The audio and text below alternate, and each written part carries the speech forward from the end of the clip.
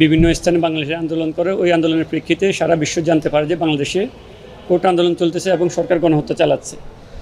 এইসব কারণে যখন তারা আন্দোলন শুরু করলো তখন বিশ্বের বিভিন্ন রাষ্ট্রে বাংলাদেশিদেরকে গ্রেপ্তার করা হয়। সেই হিসেবে ওই একই সাথে ওমানে যে দুবাইতে যারা গ্রেপ্তার ছিল 57 জন, তাদের সাথে ওমানেও আমরা আজকে যে রিট পিটিশনটা ফাইলিং করেছি, এই রিট পিটিশনটা হচ্ছে আবদুল্লাহ আল মামুন, উনি ওমানের সালালাতে থাকে। তো সালালাতে যখন এই আন্দোলন করতে যায় তখন পুলিশ ওনাকে গ্রেপ্তার করে নিয়ে যায়।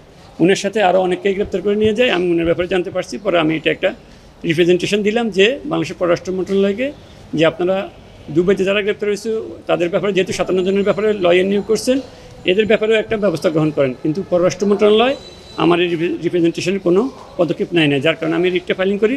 রিটটা ফাইলিং করার পরে আজকে আমি মাননীয় বিচারপতি আশিস রঞ্জন দাস এবং মাননীয় বিচারপতি ফাহমিদা কাদেরের বেঞ্চে এই রিটটা হিয়ারিং করি। রিটটা হিয়ারিং করে কোর্ট আজকে আদেশ দিল যে ওনাদেরকে কেন মুক্তির বিষয়ে পররাষ্ট্র মন্ত্রণালয় কোনো পদক্ষেপ নেওয়া হবে না, এই মর্মে একটা রুল জারি করেন এবং আগামী 15 দিনের মধ্যে আইনজীবী নিয়োগ করে ওই দেশে যারা কোটা আন্দোলন করছে তাদের মুক্তির বিষয়ে পদক্ষেপ নেওয়ার জন্য পররাষ্ট্র মন্ত্রণালয়কে নির্দেশ প্রদান করেন।